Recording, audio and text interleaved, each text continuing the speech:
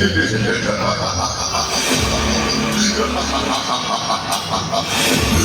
मणि और शक्ति तो छीन ली, परंतु मैं अब भी अमर। क्या लगा कहानी खत्म हो गई? मैं तब भी था और आज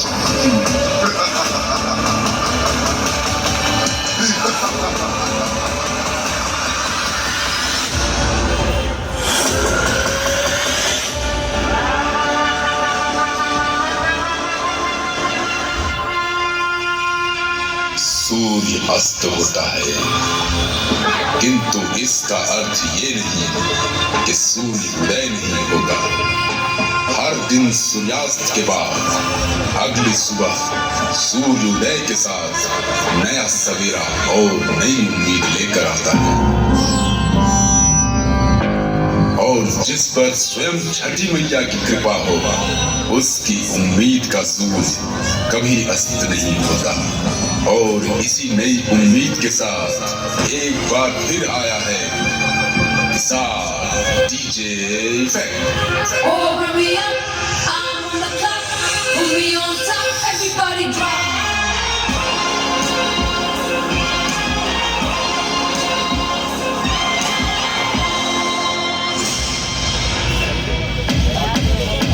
कलयुग एक ऐसा युग जहां कुछ भी असंभव नहीं।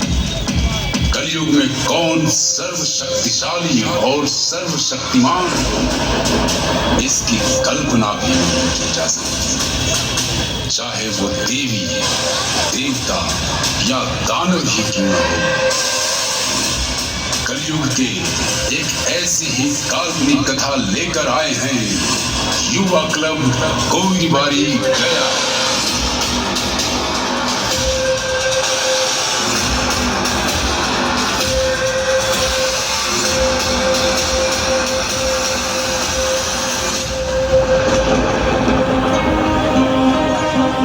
छठ व्रत की कल्पना हम सूर्य देव के बिना कदापि नहीं कर सकते, क्योंकि सूर्य देव की आराधना से ही छठ व्रत संपन्न किया जाता है। क्या होता अगर सूर्य देव का जन्म ही न होता?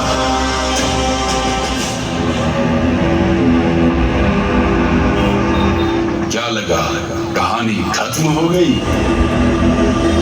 मैं तब भी था और आज भी।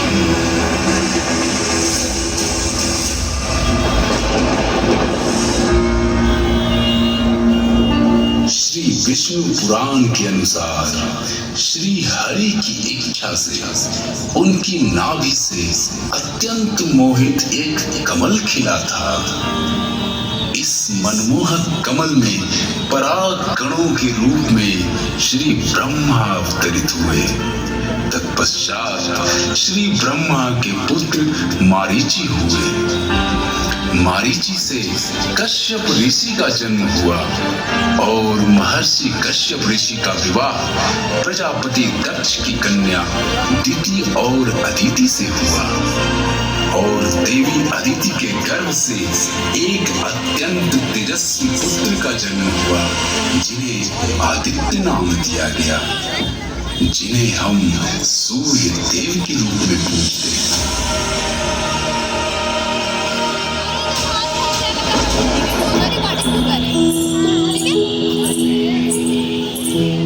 मेरा नाम था, मैं पहले जानती हूँ ना। देवी अदिति के गर्भ में सूर्य देव पल रहे थे और देवी अदिति को यह भली भांति ज्ञात था कि यह कोई साधारण पुत्र नहीं, इसलिए इनके जन्म को रोकने कोई न कोई दानव अवश्य आएगा। इसलिए देवी अदिति ने गर्भावस्था में ही छठी मैया की आराधना।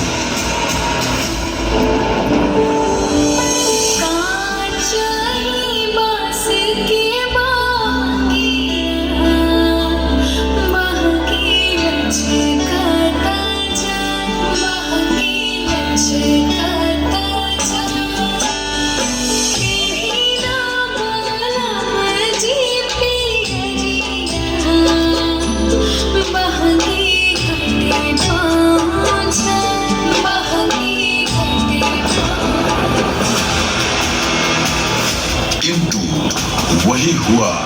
जिसका उन्हें भय था।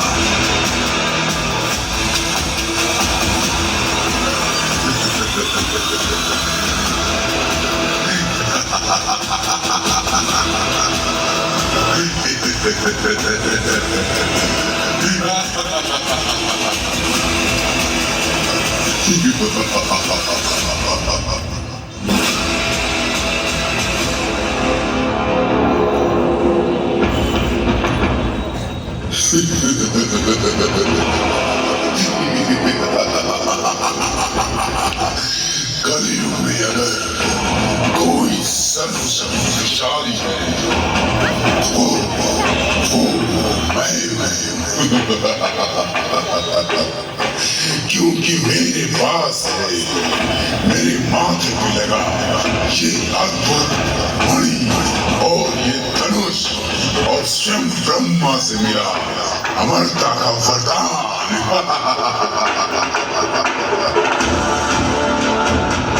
मुझे भली भांति याद है कि देवी अदिति के गर्भ में पल रहा कोई साधारण पुत्र नहीं।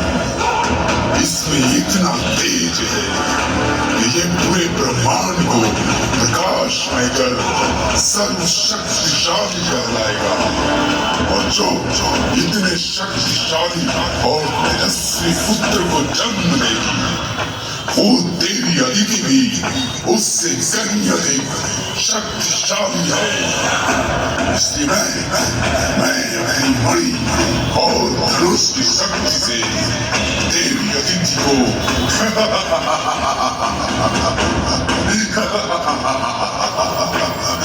देवी अदिति को ही समाप्त कर दूंगा।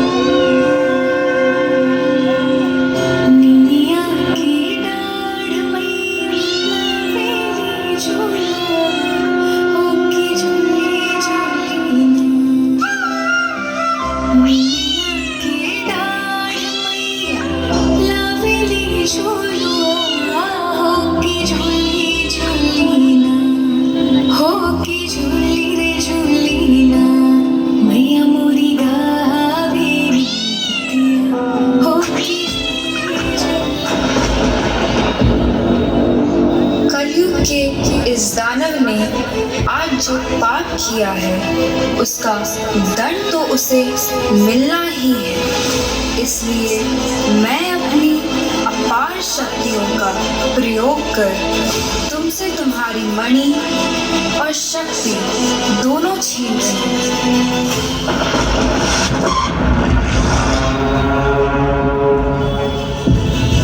किंतु तुम्हें आशीर्वाद भी देती हूँ कि तुम अमर रहो और समय आने पर धन की रक्षा के लिए तुम्हें तुम्हारी शक्तियाँ वापस मिल जाएंगी।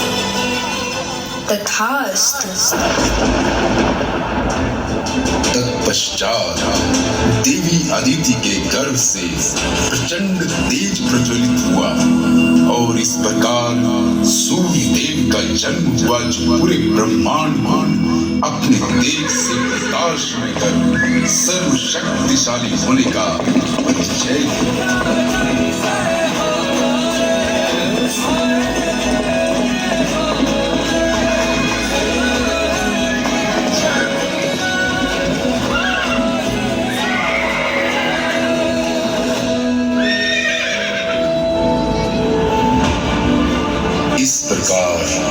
देवी अदिति ने पर्वैतिन के रूप में छठी मैया के आशीर्वाद और सूर्य देव के प्रत्यक्ष रूप से दर्शन कर छठ व्रत को संपन्न किया। शीतली बेरिया शीतल तुझे पनिया कब देव देवता तू आके दर्शनिया जोड़े जोड़े सुपावा आदित्य देव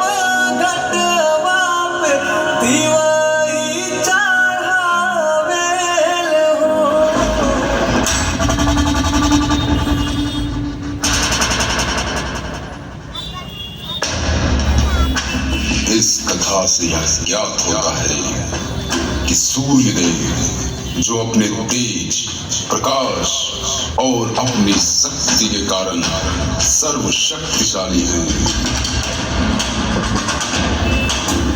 किंतु उनके जन्म में आई बाधा को छठी मैया ने स्वयं दूर किया, इसलिए वो सर्वशक्तिशाली हुई।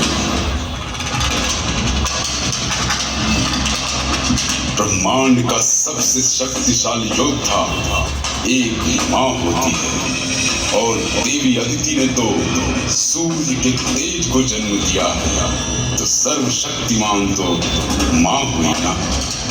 देवी अदिति के पूर्वज तो स्वयं ब्रह्मांड के रचयिता श्री ब्रह्मा है, तो भला श्री ब्रह्मा से शक्तिशाली कौन हो सकता है। और हमें ज्ञात है कि श्री ब्रह्मा की उत्पत्ति श्री हरि के नाभि से उत्पन्न कर कमलों द्वारा हुई है, इसलिए सर्वोपरि, सर्वशक्तिमान, सर्वशक्तिशाली एकमात्र वही है श्री हरि, श्री नारायण, श्री विष्णु, जिनके पावन चरण इस गया धाम की धरती पर है। और हम सब गयावासी श्री विष्णु और गया धाम नगरी को सत सत नमन करते हैं।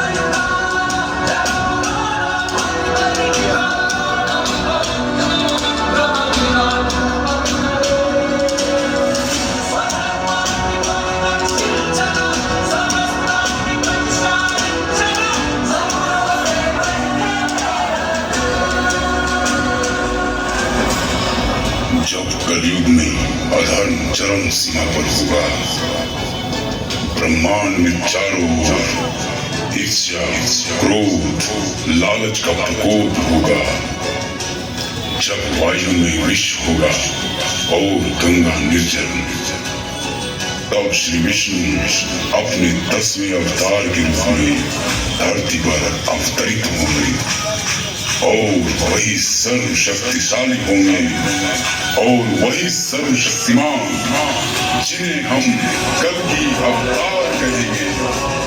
कल की अवतार।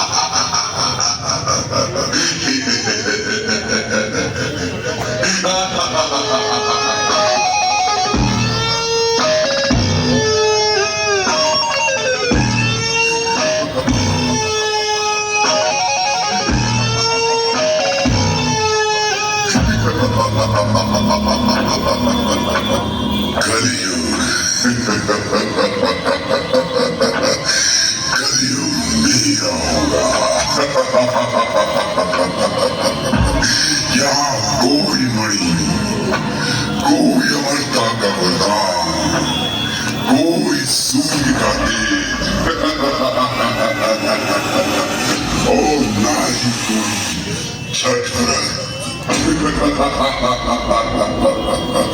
कलयुग में किसी भी चीज का कोई महत्व नहीं।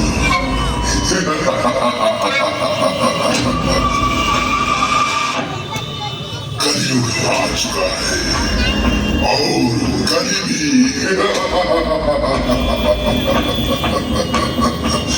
मुझे रोकने के लिए सात चिरंजीवियों के साथ साथ स्वयं विष्णु का अवतार किंतु मैं नहीं रुकूंगा। मैं कली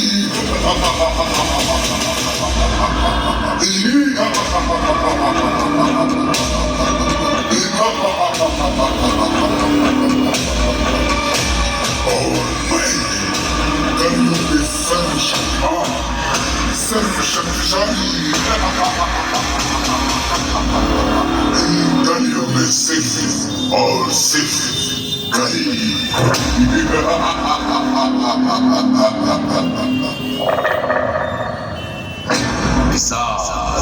डीजे इफेक्ट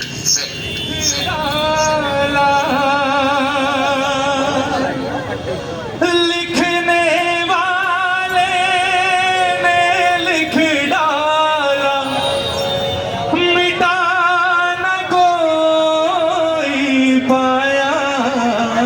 लिखने वाले ने लिख डाला, मिटा न कोई पाया।